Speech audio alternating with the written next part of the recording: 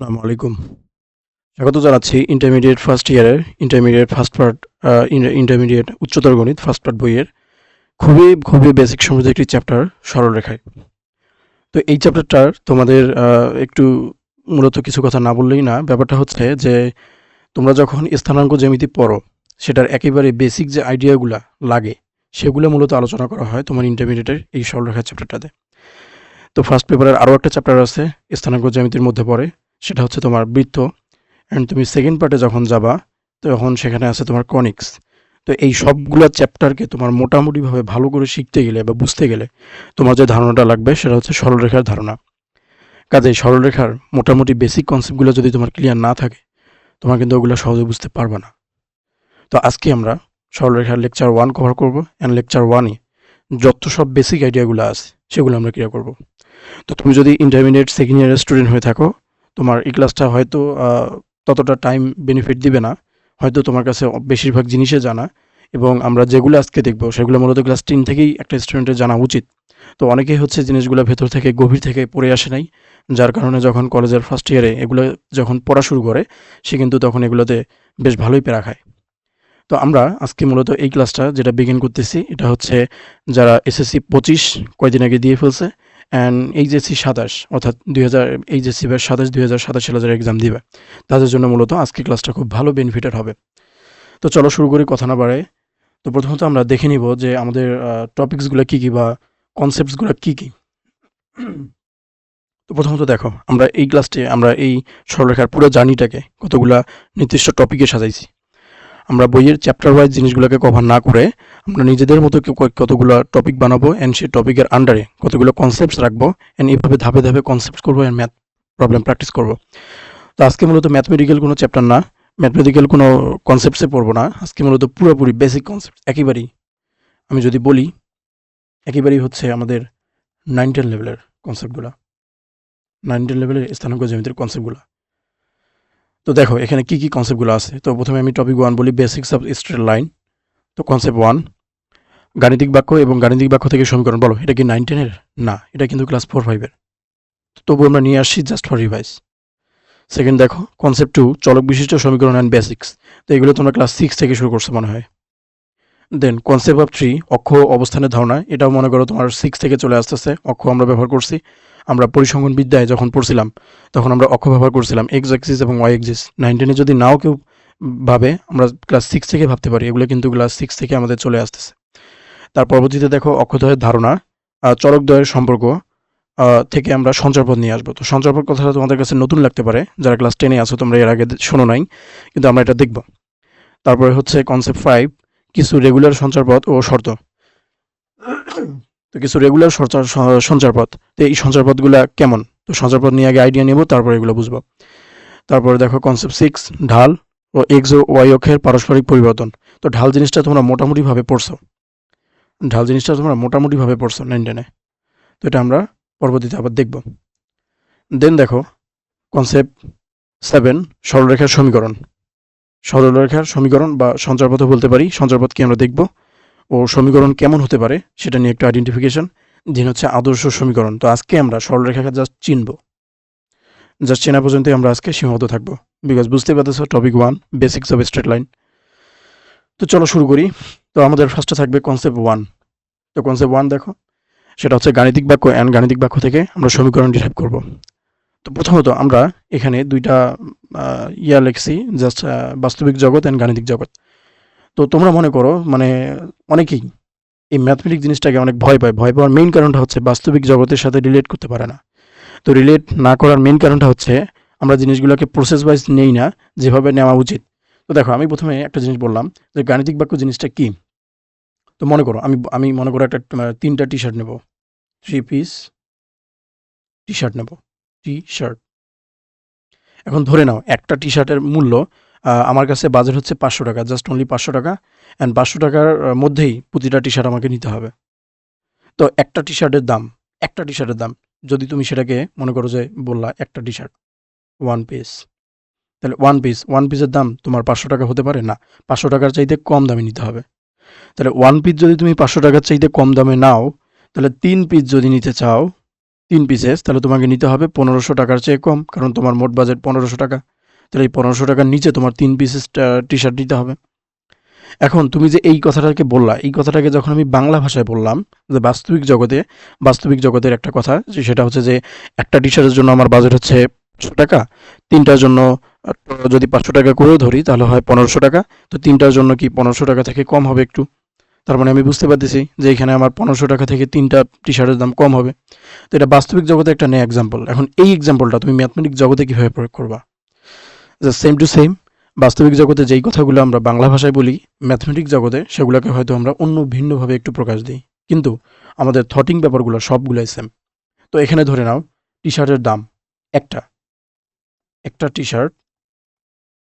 So একটা টি-শার্টের যে দামটা সেটাকে আমি ধরে নিলাম X। তাহলে বলো তো যখন আমি X এটা ধরে নিছি, তখন এই X এর ভ্যালু কি কোনোভাবে তোমার 500 এর বড় হইতে পারে? না। X এর ভ্যালুটা অলওয়েজ হবে তোমার, ও আচ্ছা, এখানে একটা ছোট্ট একটা মিস্টেক হয়ে গেছে, জাস্ট চিহ্ন দেওয়াতে আমি জাস্ট একটু সংশোধন যদি করে নেই, চিহ্নটা হবে এইদিকে।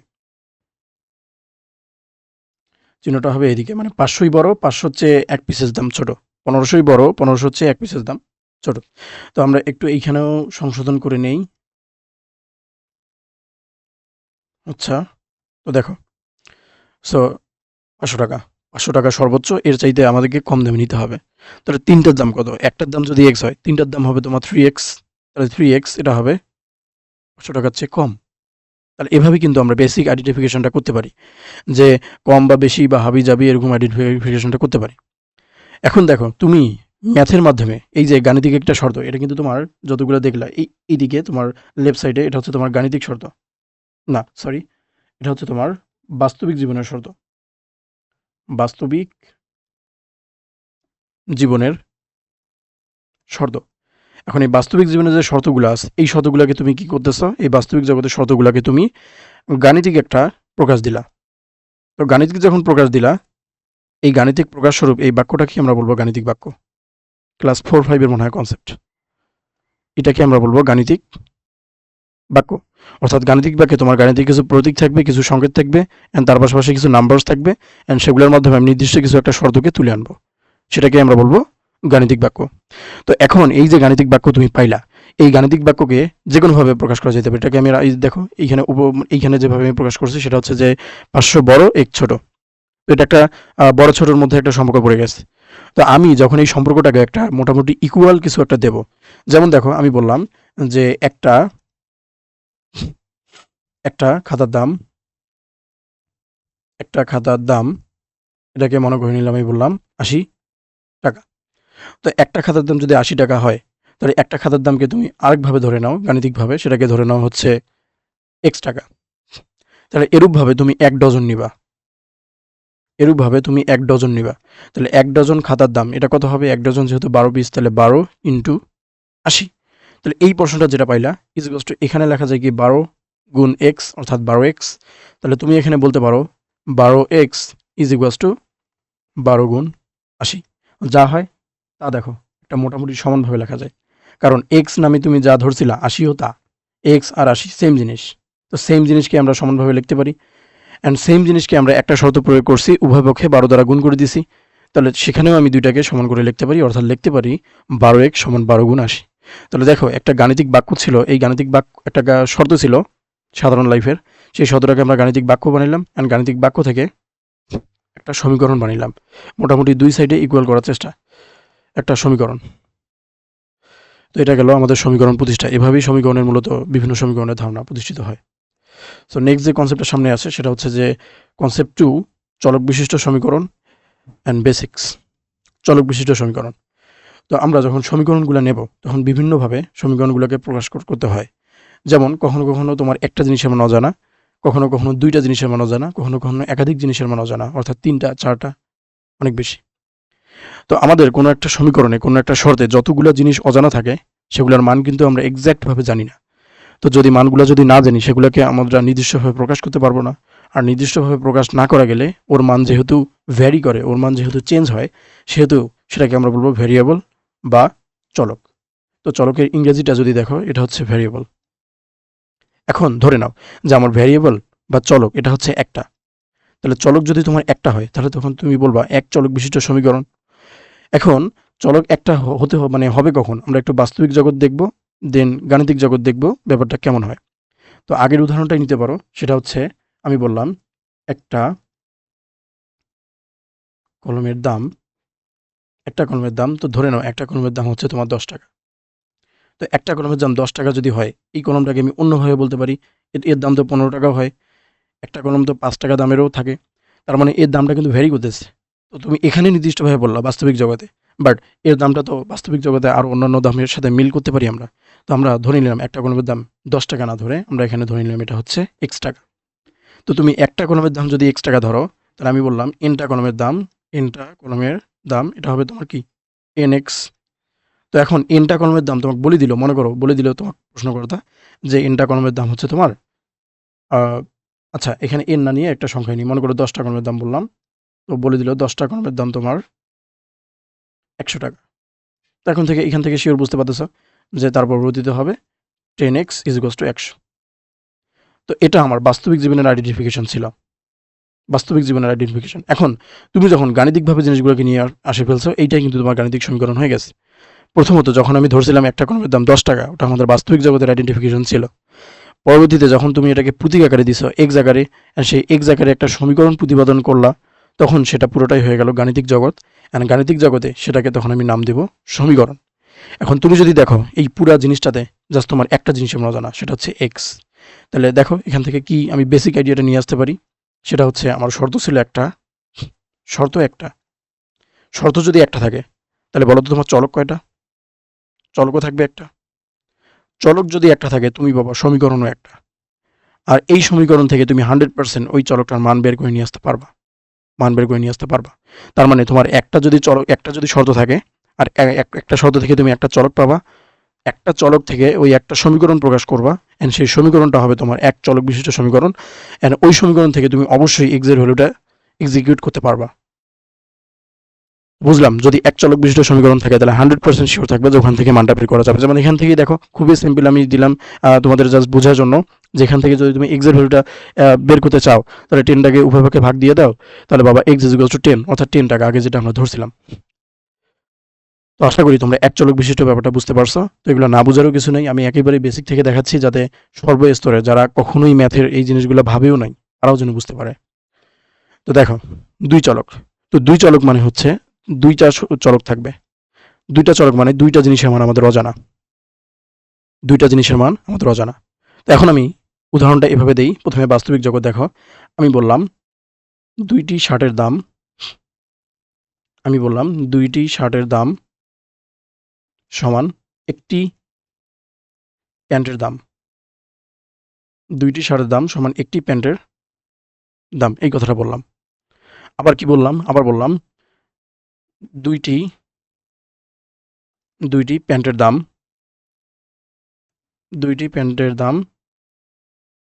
সমান, বলে দিলাম আমি, ধরো যে 3000 টাকা। তাহলে এখন দেখো, তুমি কিন্তু এখানে দুইটা শর্ত পাইলা। প্রথমত লক্ষ্য করো, তুমি এখানে দুইটা শর্ত পাইলা। প্রথম শর্ত বলে দুইটা শার্টের দাম। তো দুইটা শার্টের দাম তুমি ধরো একটা শার্টের দাম হচ্ছে S টাকা, তাহলে দুইটা শার্টের দাম অবশ্যই হবে আমাদের এখানে 2S টাকা। বুঝতে পারলাম? তার পরবর্তীতে একটা প্যান্টের দাম, তুমি একটা প্যান্টের দাম P টাকা ধরো, তাহলে একটা প্যান্টের দাম 1P। সো 1 লিখি না লিখি একই কথা। তাহলে এখান থেকে পাইলা 2S = P। আবার এখানে দেখো তো দুইটি প্যান্টের দাম। তো দুইটি প্যান্টের দাম মানে কি 2P দেয়া আছে না? তো 2P = কত পাচ্ছ? 2P পাচ্ছ তোমার 3000 টাকা, অর্থাৎ 3000 আমি এখানে লিখতে পারি। এখন দেখো, তোমাকে মনে করো আমি বললাম এই উপরের এই একটা জিনিস থেকে মনে করো এটাকে আমি সমীকরণ 1 বললাম, আর নিচের এই জিনিসটাকে মনে করো আমি এখানে বললাম সমীকরণ 2। তাহলে উপরের এই একটা থেকে মনে করো তোমাকে বললাম যে তুমি P এর মান বের করো। মান বের করতে পারবা? এরপর মনে করো বের করতে বললাম S এর মান। তুমি কি বের করতে পারবা? পারবা না কিন্তু। তো তুমি যখন S এর মানটা বের করতে যাচ্ছ, এখান থেকে S এর মানটা বের করতে যাচ্ছ, তখন তোমার P এর মানের প্রয়োজন হচ্ছে। আবার যখন তুমি P এর মানটা বের করতে যাচ্ছ, তখন তোমার S এর মানটা প্রয়োজন হচ্ছে। তার মানে যখন শর্ত দুইটা থাকবে, অর্থাৎ দুইটা আননোন থাকবে, তখন একটা আননোনের সাপেক্ষে আরেকটা আননোনকে ব্যাখ্যা করতে গেলে যেকোনো একটার মান লাগবে। এখন তাহলে কিন্তু তোমার একটা শর্ত দিয়ে কিন্তু তোমার এই জিনিসটা সমাধান হচ্ছে না। তোমার এই জিনিসটা সমাধান করতে গেলে দুইটা চলক লাগবে। দুইটা চলক বিশিষ্ট দুইটা সমীকরণ লাগবে। তো এইটা একটা সমীকরণ যদি হয় তাহলে এটা কিন্তু তোমার নেক্সট সমীকরণ, যেখানে পি এখান থেকে তুমি বের করতে পারবা। তো এখান থেকে পি এর ভ্যালু বের করে তুমি একের মানটা যদি দুইয়ের মানটা যদি একে বসাই দাও, তাহলে এখান থেকে সুন্দর মতো কিন্তু এস এর ভ্যালুটা বের হয়ে চলে আসে।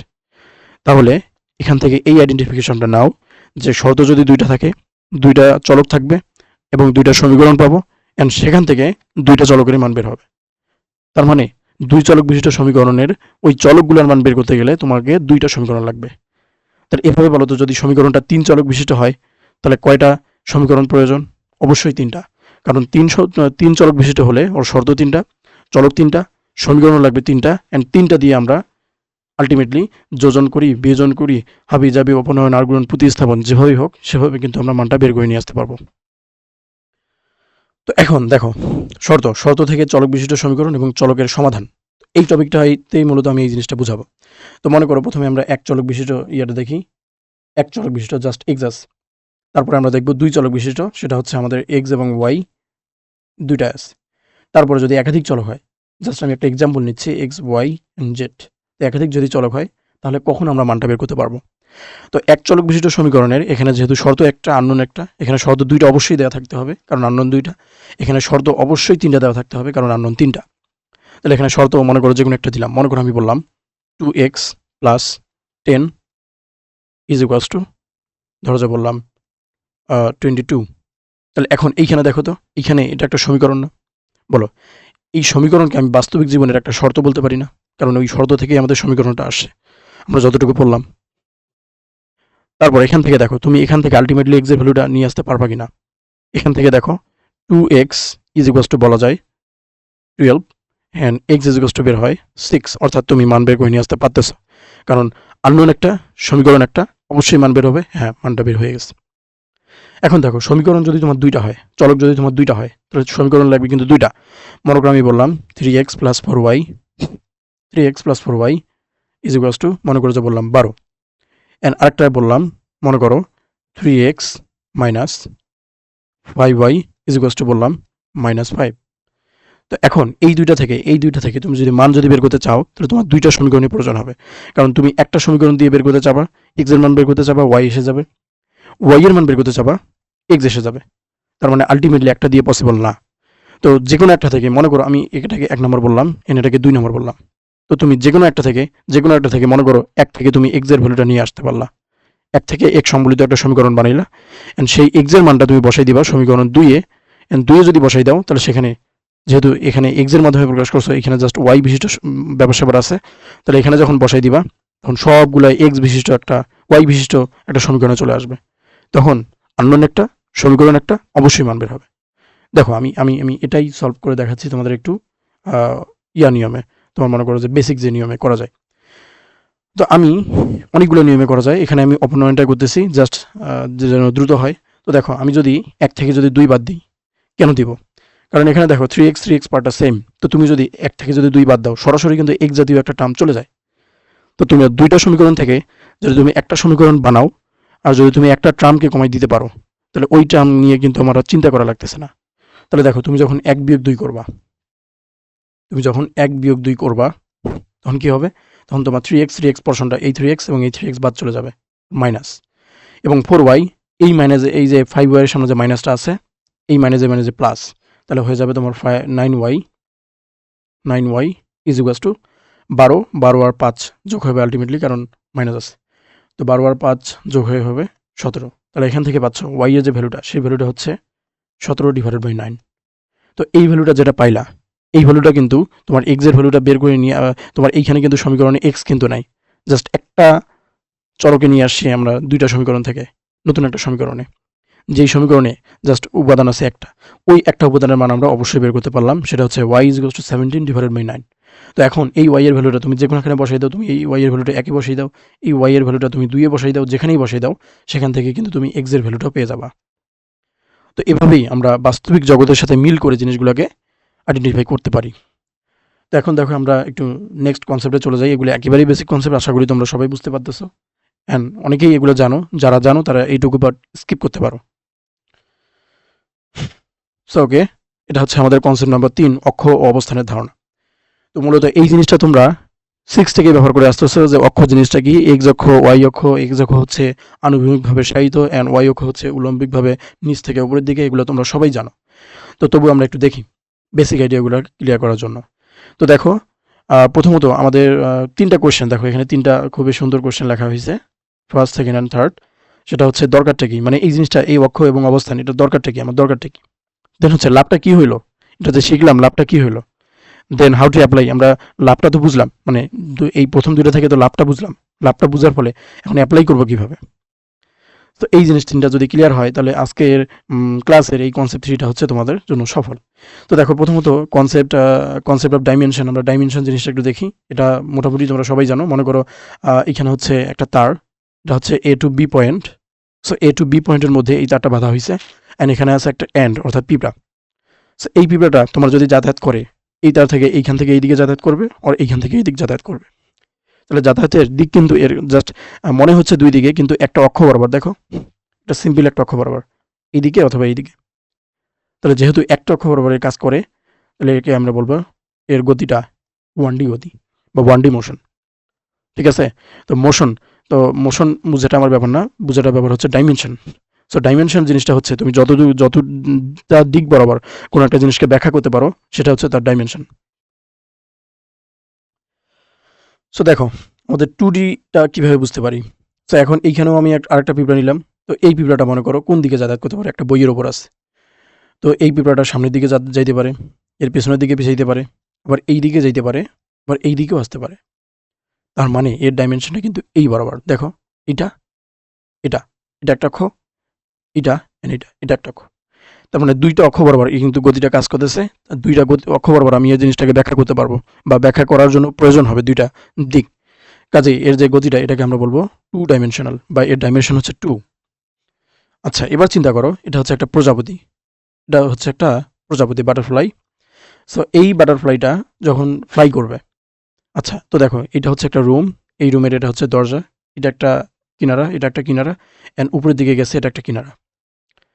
তো এই তিনটা কিনারাকে যদি আমি তিনটা অ্যাক্সিস ধরি, তিনটা অক্ষ ধরি, তাহলে এই প্রজাপতিটা যখন উড়বে, দেখো এই প্রজাপতিটা উপরের দিকেও আসতে পারে। মানে চিন্তা করো, এই প্রজাপতিটা তোমার এই অক্ষ থেকে, এই যে এটাকে আমি মনে করি এক্স অক্ষ বললাম, এটাকে মনে করি আমি ওয়াই অক্ষ বললাম, এটাকে মনে করি জেড অক্ষ বললাম, এক্স ওয়াই জেড।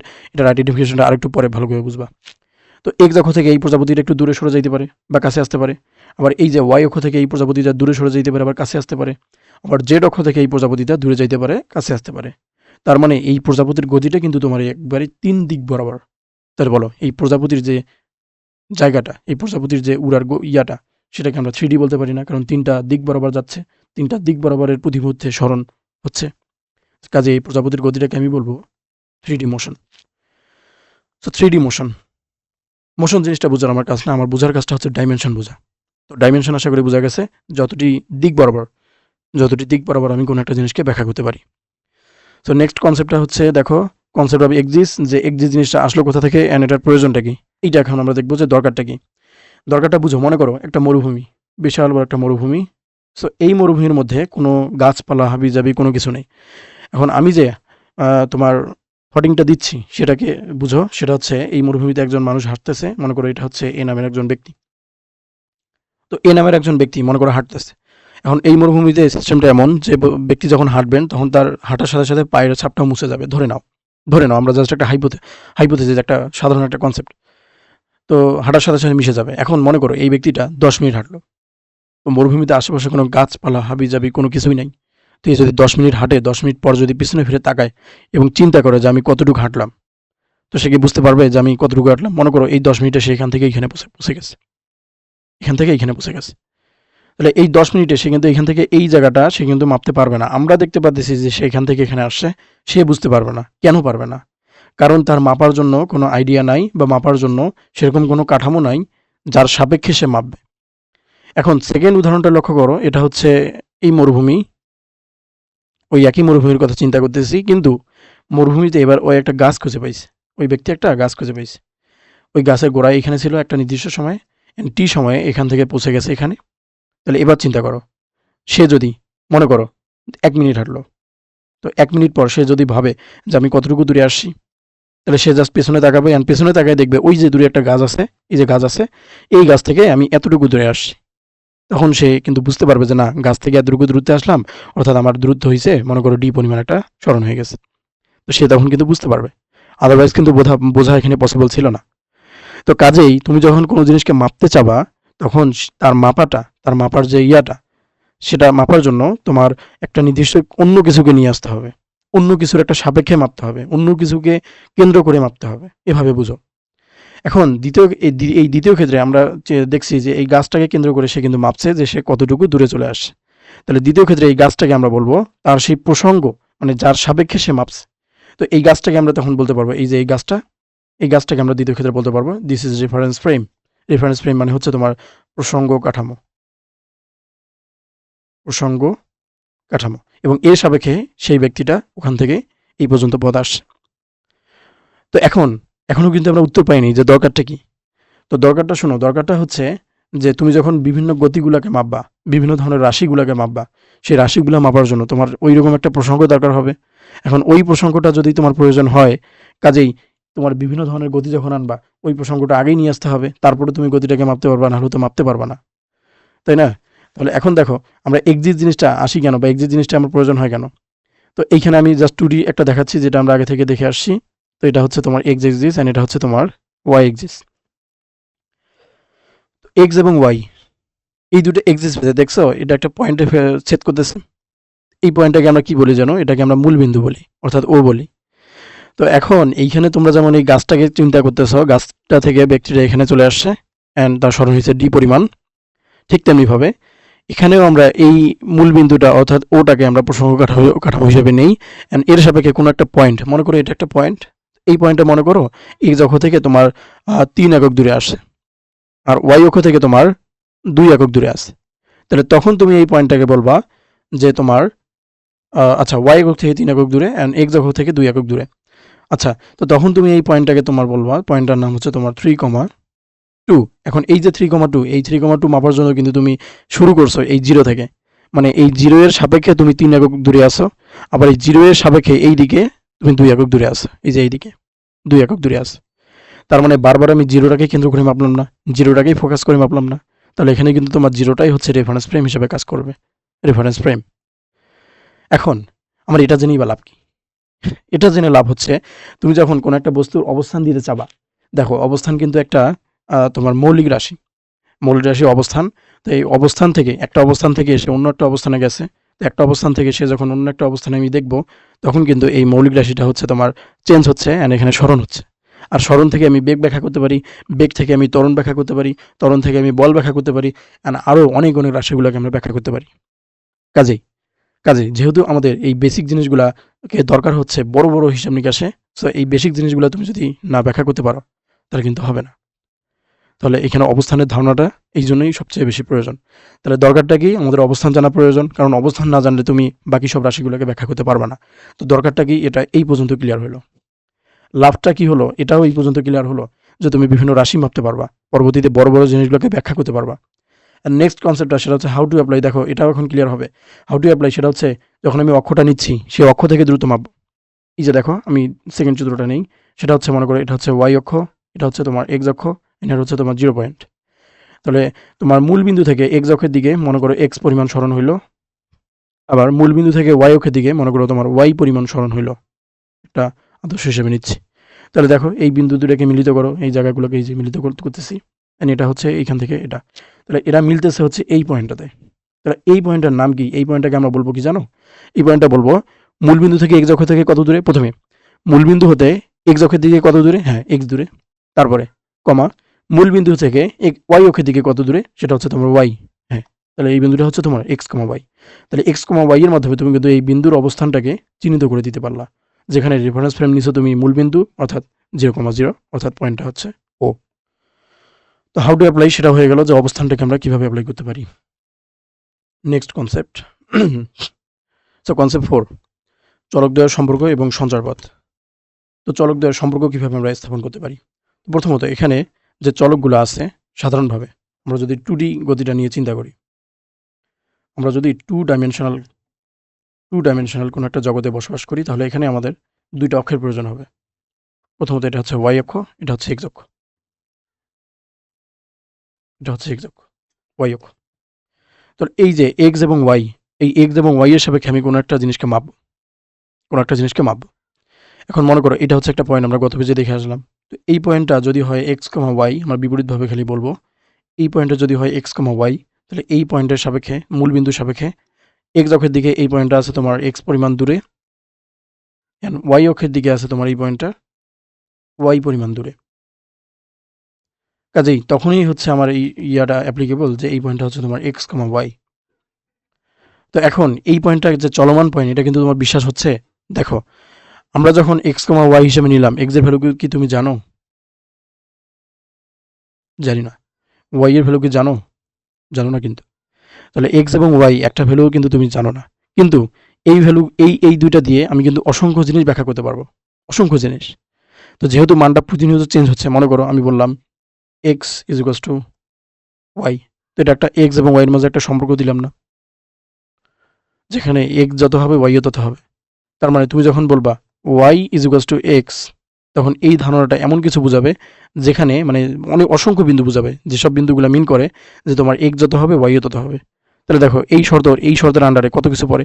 এই শর্তের আন্ডারে তোমার পড়বে 1,1, এই শর্তের আন্ডারে তোমার পড়বে 2,2, এই শর্তের আন্ডারে পড়বে তোমার 2,99 পয়েন্ট, কমা 3,99, কারণ একই। ও 2,99, এই শর্তের আন্ডারে পড়বে তোমার √2, √2, কারণ একই জিনিস। তাহলে এই যতগুলো পয়েন্ট আছে, এই ততগুলো পয়েন্টকে যদি যোগ করো, তাহলে যে বিন্দুটা পাবা, তাহলে যে চিত্রটা পাবা, সেটা কিন্তু এই ইয়াটাকে মিন করে, সেটা কিন্তু এই শর্তটাকে মিন করে, এই গাণিতিক বাক্য ও এই গাণিতিক সমীকরণটাকে মিন করে। তো এখন এগুলোকে আমি যোগ করি। তো এখানে আমি একটা ইয়া নিচ্ছি, খুব সুন্দর একটা চার্ট নিব অ্যান্ড সরলরেখা অ্যাপ্লাই করব। তো দেখো, এখানে একটা চার্ট নিচ্ছি। তো আমাদের এখানে যে ব্যাপারটা, এটাকে আমি বলতেছি Y is equals to 2x plus 1, এটাকে আমি নিলাম।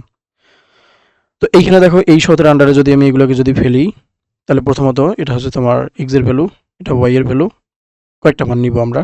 প্রথমত মানটা নাম 0, তারপরে 1, 2, 3, 4 অ্যান্ড লাস্ট ওয়ান ইজ 5। তো এখন ওয়াইটাকে যদি ব্যাখ্যা করতে চাও, দেখো প্রতিবার 0 এর জন্য, তাহলে 2 ইন্টু 0 মানে 0 প্লাস 1, তার মানে ওয়াই এর মান 1। তারপরে 2 ইন্টু 1 2 প্লাস 1, তার মানে 3। 2 ইন্টু 2 4 প্লাস 1 5, 3 গুণ 2 6, 6 এর আগে 7, 3 ইন্টু 4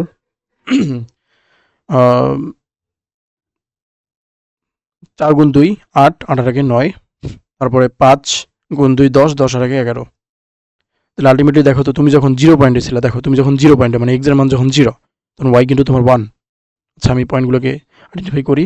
সেটা হচ্ছে, মনে করো এটা হচ্ছে তোমার 1, এটা তোমার 3, এটা তোমার 5, এটা 7, 9, 11।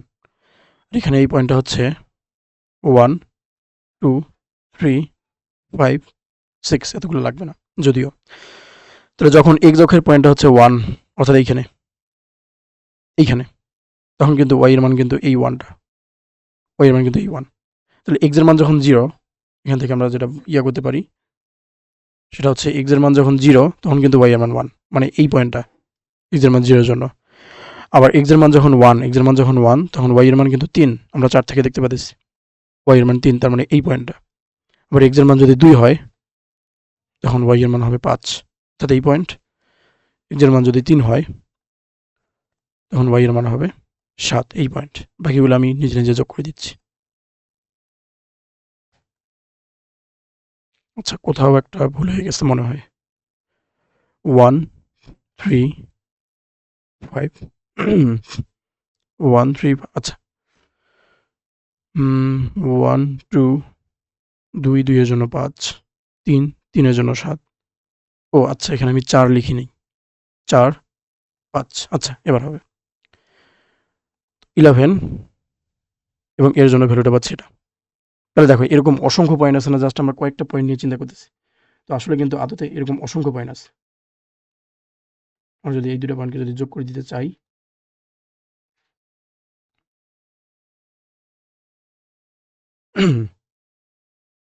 দেখো জাস্ট পয়েন্টগুলোকে যোগ করে দিচ্ছি। তো এইটা একটা চিত্র পাইলাম, এটা একটা চিত্র পাইলাম। তো এই চিত্রটা জাস্ট, এটা একটা চিত্র না, এটা অসংখ্য পয়েন্টের যোগফল। কোন শর্তাধীনে? এই শর্তাধীনে। মানে এটা হচ্ছে তোমার একটা শর্ত, এই শর্তের আন্ডারে তুমি পাচ্ছ ইনফিনিটি পরিমাণ পয়েন্ট, ইনফিনিটি পরিমাণ পয়েন্ট। সো এই ইনফিনিটি পরিমাণ পয়েন্টগুলোকে যখন তুমি অ্যাড করতেছো একটার সাথে আরেকটা, তখন তুমি পাইতেছো একটা পথ, একটা চিত্রের মতো একটা পথ, মানে ওই পথে ওরা গমন করতেছে। তখন এই পথটাকেই নাম দেওয়া হয় সঞ্চার পথ। এই পথটাকেই নাম দেওয়া হয় সঞ্চার পথ, সঞ্চার পথ নামে। তো সঞ্চার পথ মানে কি, যদি এখন আমি বলি, সঞ্চার পথ হচ্ছে তোমার যে দুইটা চলক আছে এক্স এবং ওয়াই, তো ওই দুইটা চলকে একটা নির্দিষ্ট শর্ত থাকবে, ওই শর্তাধীনে যখন তুমি অসংখ্য পয়েন্ট পাবা, ওই পয়েন্টগুলোকে যদি যোগ করা হয় একটার সাথে আরেকটা, তাহলে সে যে চিত্র বা যে পথ তৈরি করে, সেই পথটাকে আমি বলবো সঞ্চার পথ। ঠিক আছে? যেমন এইখানে আমাদের শর্তটা ছিল তোমার, এখানে আমাদের শর্তটা ছিল y is equals to 2x plus 1। এই শর্তাধীনে আমরা অসংখ্য পয়েন্ট দেখলাম, কয়েকটা পয়েন্ট দেখলাম জাস্ট। ইচ্ছা করলে ইনফিনিটি পরিমাণ পয়েন্ট বের করা যাবে পয়েন্টের জন্য। যেমন 2.5 এর জন্য একটা পয়েন্ট হবে, 3.1 এর জন্য একটা পয়েন্ট হবে, 3.9 এর জন্য একটা পয়েন্ট হবে, 3.999 তার জন্য একটা পয়েন্ট হবে। তো অসংখ্য পয়েন্ট হবে, এই পয়েন্টগুলোকে যদি সবগুলোকে যোগ করি এরকম একটা চিত্র পাবো। তো এই চিত্রটাই হচ্ছে আমাদের সঞ্চারপথ, সেই কাঙ্ক্ষিত সঞ্চারপথ ওই নির্দিষ্ট শর্তাধীনে। আশা করি এই সঞ্চারপথের জিনিসটা তোমাদের কাছে ক্লিয়ার হয়েছে। সো নেক্সট কনসেপ্টটা দেখি। এটা হচ্ছে আমার কিছু রেগুলার সঞ্চারপথ শর্ত, মানে নির্দিষ্ট একটা শর্তাধীনে তো কাজ করবে। তাহলে ওই শর্তাধীনে কিছু রেগুলার সঞ্চারপথ আমরা একটু দেখব এখন। প্রথমত দেখো বৃত্ত। সো বৃত্ত জিনিসটা কোন শর্ত মেনটেন করে? বৃত্ত জিনিসটা দেখো মেনটেন করে, মনে করো বৃত্তের আমি এটাকে এইচ কমাকে, এটাকে আমি সেন্টার বললাম, এই যে এইচ কমাকে এটাকে আমি সেন্টার বললাম, সেন্টারের স্থানাঙ্ক হচ্ছে এইচ কমাকে, মানে তোমার মূলবিন্দু থেকে এক্স অক্ষের দিকে এইচ পরিমাণ দূরে, মূলবিন্দু থেকে ওয়াই অক্ষের দিকে কে পরিমাণ দূরে, এরকম একটা অবস্থানে আছে তোমার এইচ কমাকে, অর্থাৎ এই বৃত্তের কেন্দ্রটা। তাহলে এখন এই কেন্দ্র থেকে, এই এইচ কমা কে থেকে, এইখান থেকে যদি আমি যে কোনো একটা বিন্দু, মনে করো এক্স কমা ওয়াই বললাম, এটা হচ্ছে আমার চলমান বিন্দু। তাহলে এইচ কমা কে থেকে যদি এক্স কমা ওয়াই এর মধ্যবর্তী যদি ডিস্টেন্সটা বলি, এই যে ডিস্টেন্সটা, আমি কথাটাকে এভাবে লিখি, এইচ কমা কে, এটা হচ্ছে আমাদের সেন্টারটা, টু এক্স কমা ওয়াই। এখন এক্স কমা ওয়াই কিন্তু তোমার নির্দিষ্ট কোনো পয়েন্ট না, এটা চলমান পয়েন্ট। এই পয়েন্টের ভ্যালু তুমি জানো না, এটা প্রতি মুহূর্তে চেঞ্জ হচ্ছে। আমরা কি দেখছি, গত পেজে দেখলাম যে চলক থাকবে দুইটা, এবং ওই চলক দুইটা প্রতি মুহূর্তে চেঞ্জ হবে এবং অসংখ্য বিন্দু নির্দেশ করবে। তো এইখানেও এই বৃত্তে কিন্তু অসংখ্য পরিমাণ বিন্দু আছে, অসংখ্য। আমি বৃত্তটাকে যতটুকুই জুম করি, এই প্রতিটা ভাগে অসংখ্য বিন্দু পাবো, অসংখ্য অসংখ্য বিন্দু। আচ্ছা দেখো, তাহলে এই দুইটা দূরত্বের মধ্যবর্তী যে ডিস্টেন্সটা, সেটা কি? সেটা তোমার ব্যাসার্ধ না, মানে আর না, রেডিয়াস না? এটা কিন্তু রেডিয়াস। এই দুইটা বিন্দুর মধ্যবর্তী ডিস্টেন্স, এটা কিন্তু তোমার রেডিয়াস। কাজেই তুমি এইচ কমা কে থেকে এক্স কমা ওয়াই, এই যে ডিস্টেন্সটা পাচ্ছ, এটা হচ্ছে তোমার রেডিয়াস। এখন তুমি যদি দূরত্বের ফর্মুলা জানো, 9 10 শিখে আসছো, আমরা তবু নেক্সট ক্লাস থেকে মূলত এই চ্যাপ্টারটা শুরু করবো ইন্টারমিডিয়েট লেভেলে। তো তখন দূরত্বের জিনিসটা আবার একটু দেখাবো। তো দূরত্বের জিনিসটা তোমাদের যদি মোটামুটিভাবে তবু যদি বলি, তাহলে দেখো এরকম যে ছিল এরকম ফর্মুলাটা, রুট ওভার অফ, তাহলে যেখান থেকে যেটা ভুজদ্বয়ের অন্তর, তাহলে এক্স মাইনাস এইচ, এখানের ভুজ হচ্ছে এক্স, আরেকটার ভুজ হচ্ছে এইচ, তাহলে X minus H whole square plus Y minus K whole square is equals to হবে তোমার আর। পরবর্তী লাইনে তুমি যদি উভয় পক্ষে স্কোয়ার করে দাও, তাহলে X minus H whole square plus Y minus K whole square is equals to পাচ্ছ আর স্কোয়ার। যেখানে এই বৃত্তের সমীকরণ, তো এইটা একটা বৃত্তের সমীকরণ, আর এই বৃত্তের সমীকরণে তোমার কী কী মিন করে? এই বৃত্তের সমীকরণে তোমার কেন্দ্র মিন করে, তোমার কেন্দ্রটা হচ্ছে এইচ কমাকে, অ্যান্ড ব্যাসার্ধটা হচ্ছে আর। তো আমরা দেখতে পেলাম যে এক্স এবং ওয়াই এর শর্ত থেকে কিভাবে কোনো একটা সমীকরণ নিয়ে আসা যায়, কোনো একটা সঞ্চারপথ যেটা নিয়মিত রেগুলার সঞ্চারপথ। কারণ তুমি যেরকম যেরকম চিন্তা, দেখো দেখো আমি যদি একটা চিত্র আর্ট করি, এইদিকে একটু যদি চিত্র একটা আর্ট করি, তো এই যে এরকম, এটা কিন্তু একটা সঞ্চারপথ, এটাও কিন্তু একটা সঞ্চারপথ, কিন্তু এটাকে তুমি নির্দিষ্ট নাম দিতে পারতেছো না। এমন একটা ফাংশন, যেই ফাংশনের নির্দিষ্ট কোনো পরিচয় নেই, দেখেই বোঝা যাচ্ছে না। তো এরকম ফাংশন না, এগুলো হচ্ছে তোমার নিয়মিত কিছু ফাংশন, যেগুলো নিয়ে আমরা পরবর্তীতেও কাজ করব। দেখো পরবর্তীতে তোমাদের পরাবৃত্ত দেখানো হয়েছে, পরাবৃত্ত জিনিসটাকে আমি একটু বলি। তো এখানে এটা হচ্ছে তোমার এক্স এক্সিস, এটা হচ্ছে তোমার ওয়াই এক্সিস। তো এক্স এবং ওয়াই এর মূল বিন্দু হচ্ছে এটা। তো মূল বিন্দু থেকে, এই যে মূল বিন্দু থেকে এই দিকে মনে করো এ একক দূরে একটা রেখা আছে, এন্ড এই দিকে এ একক দূরে একটা বিন্দু আছে। তো এই রেখা এবং এই বিন্দু দুইটা কিন্তু সেম দূরত্বে মূল বিন্দু থেকে। এখন তোমার এই পরাবৃত্ত মিন করে সেই সকল বিন্দু সমূহের সেট, মানে সেই সকল বিন্দুগুলোর যোগফল, যেগুলো হচ্ছে এই বিন্দুটা এবং এই রেখাটা থেকে সমদূরত্বে অবস্থিত। অর্থাৎ তোমার এই বিন্দুটা এইটা, তো এই বিন্দু থেকে এই যে এই পয়েন্টটা, এই পয়েন্টটা তোমার এই যে এখান থেকে যদি যোগ করো, আবার এই বিন্দু থেকে যদি এই দূরত্বটা দেখো, এই দুটো ডিস্টেন্স মোটামুটি সেম চোখে দেখায়। আবার এই বিন্দুটা যদি আমি যোগ করি এখান থেকে, এই বিন্দু থেকে এই পয়েন্টটা, এটাও কিন্তু চোখে দেখায় সেম। আবার সেমভাবে যদি আমি এই বিন্দুটা যোগ করি অ্যান্ড এই বিন্দুটা যদি দেখি, এটাও কিন্তু তোমার চোখে দেখায় সেম। এবার বিপরীতভাবে যদি আসি, এখান থেকে এই পয়েন্ট অ্যান্ড এখান থেকে এইটা সেম, এখান থেকে এই পয়েন্ট অ্যান্ড এখান থেকে এইটা সেম, এখান থেকে এই পয়েন্ট অ্যান্ড এখান থেকে এটা সেম। তাহলে যখন আমি এরকম অসংখ্য বিন্দু, এই যে এটা মূল বিন্দু থেকে শুরু হয়েছে, এরকম অসংখ্য বিন্দু যদি আমি যোগ করি, যে যোগ করতেছি যখন যখন চিত্রটা পাবো আমাদের লাগে এরকম, চিত্রটা পাবো আমাদের এরকম। এই চিত্রটা যেটা যেটা আমাদের তৈরি হলো, এটাকে আমি বলবো পরাবৃত্ত, অর্থাৎ প্যারাবোলা। তো একটা নির্দিষ্ট শর্ত থাকবে, একটা নির্দিষ্ট শর্তাধীনে তোমার এক্স এবং ওয়াই আবদ্ধ থাকবে। তো এই প্যারাবোলার সমীকরণটা প্রতিপাদন আমরা এটা দেখতেছি না, একটু টাফ জিনিসটা আমরা দেখতেছি না, আমরা এটা পরে দেখবো কনিক চ্যাপ্টারের সেকেন্ড পার্টে। তো জাস্ট লিখে রাখতেছি, এই সমীকরণটা হবে তোমার Y square is equals to 4ax। যদি এরকম কোনো সমীকরণ কোথাও দেখতে পারো, তাহলে তার চিত্র হবে এরকম। তো ঠিক আছে, এরকম হচ্ছে আমার উপবৃত্ত একটা সমীকরণ, উপবৃত্ত এটা হচ্ছে একটা সমীকরণ মিন করে। তো এই সমীকরণটা হচ্ছে লাইক ওরকমই, জাস্ট আমি সমীকরণটা লিখে দিচ্ছি। এটা হচ্ছে এমন, X square divided by A square plus Y square divided by B square is equals to 1। তো এরকম শতাধীনে এরকম কোনো সমীকরণ পেলে বুঝবা ওর চিত্রটা হবে লাগে এরকম। এটা হবে তার সঞ্চারপথের সমীকরণ। তো আশা করি বোঝা গেছে কনসেপ্ট 5। তো চলো নেক্সট কনসেপ্টে আগাই। এবার আমরা দেখব ঢাল ও এক্স ও ওয়াই এর পারস্পরিক পরিবর্তন। তাহলে প্রথমত দেখো, এটা হচ্ছে আমার এক্স ওয়াই এক্সিস অ্যান্ড এটা হচ্ছে আমার এক্স এক্সিস। তো দেখো, মনে করো এটা আমি যে কোনো একটা রেখা বা যে কোনো একটা খুবই সিম্পল একটা রেখা হিসাব করার জন্য আমরা সবচেয়ে সিম্পল চিত্র নিয়ে কাজ করব, যাতে হিসাবটা সুবিধা হয়, এবং এই সিম্পল জিনিস ব্যাখ্যা করেই পরবর্তীতে বড় বড় জিনিসগুলো সলভ করার চেষ্টা করব।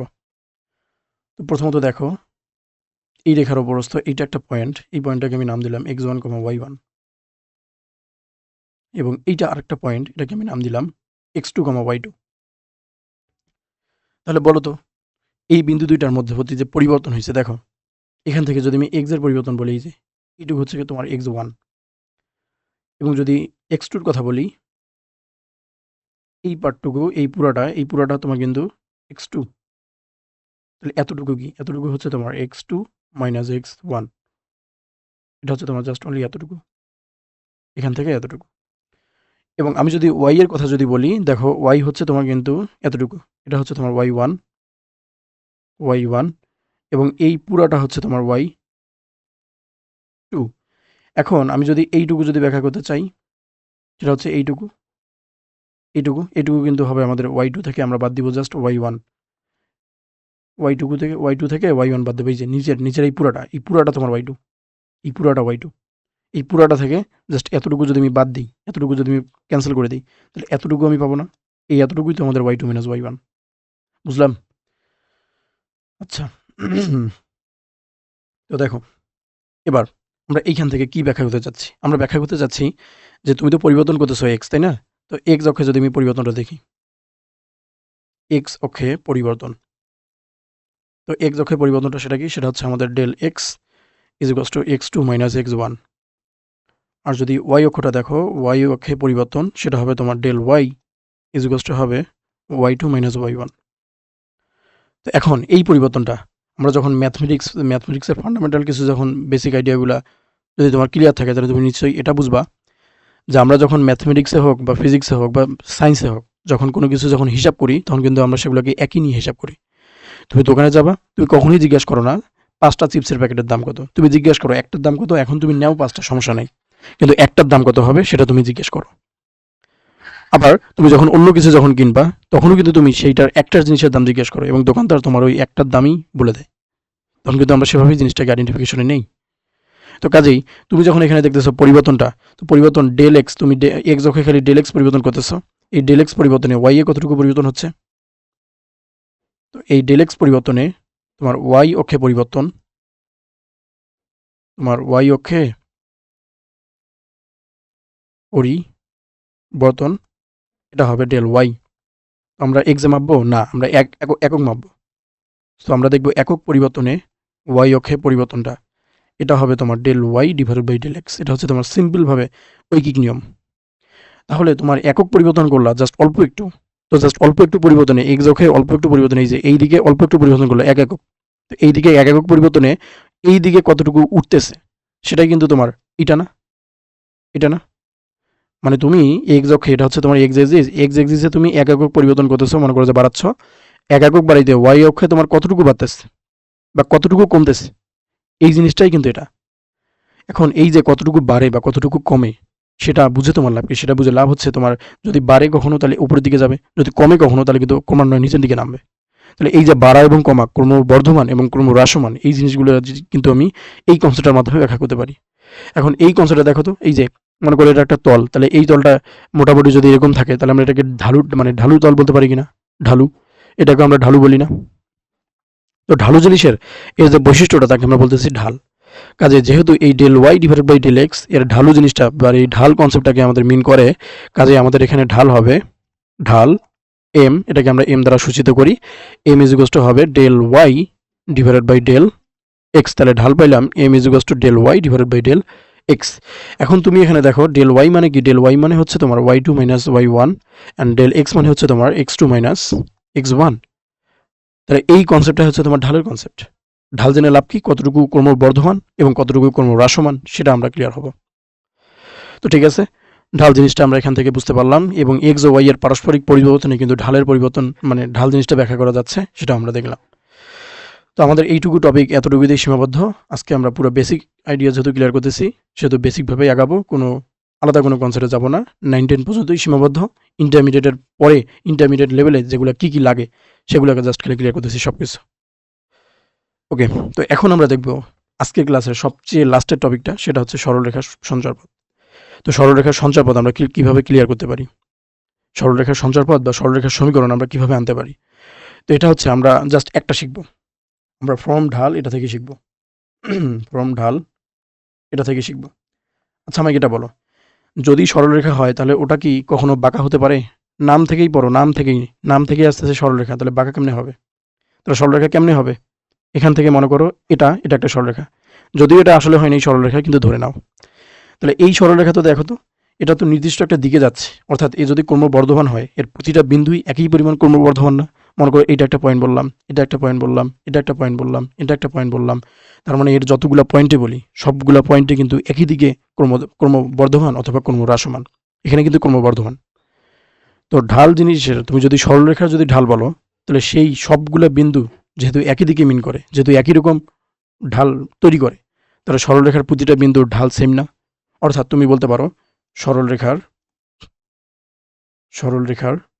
প্রতিটি বিন্দুর ঢাল সরলরেখার প্রতিটি বিন্দুর ঢাল সেম, প্রতিটি বিন্দুর ঢাল সেম। এখন মনে করো তুমি দুইটা পয়েন্ট পাইলা, মনে করো একটা পয়েন্ট তোমাদের বলে দেওয়া আছে, মনে করো এটা একটা পয়েন্ট, এই পয়েন্টটাকে নাম দিলাম x1, y1। মানে x1, y1 এটা কিন্তু তোমার জানা নোন, আমরা দুই একটা দেখবো জিনিসপত্র নোন, এটা হচ্ছে তোমার নোন। আমরা আগামী ক্লাসে যখন শুরু করবো ইন্টারমিডিয়েট লেভেলটা বা হাবিজাবি দূরত্ব থেকে যত কিছু শুরু করবো তখন কিন্তু এগুলো ক্লিয়ার হবে, তার আগে এটা কিন্তু ক্লিয়ার হবে না, বা তার আগে এই ধারণাগুলো আসবে না। আমরা পুরো খালি একেবারে ছোটো ছোটো লেভেলের বেসিক জিনিসগুলো ক্লিয়ার করতেছি আজকের এই ক্লাসের মাধ্যমে। তাহলে এটা x1, y1 এবং আরেকটা পয়েন্ট নিলাম, এটা মনে করো এটা হচ্ছে তোমার x এবং y। তাহলে মনে করো এই পয়েন্ট দুটো তোমার ঢাল দেওয়া আছে, ঢালটা হচ্ছে m। তাহলে এটা এই পয়েন্টের জন্য এবং এই পয়েন্টের জন্য, দুইটা পয়েন্টের জন্যই প্রযোজ্য না? তাহলে বলো আমি যদি এই দুইটা পয়েন্ট থেকে ঢাল নির্ণয় করতে পারবো না? তো এখান থেকে যদি আমি বলি m ইজ ইকুয়ালস টু কী হবে? m ইজ ইকুয়ালস টু হবে তোমার যে কোনো একটা থেকে আরেকটা বাদ দাও, y minus y1 x minus x1, x minus x1। আমরা কিন্তু এই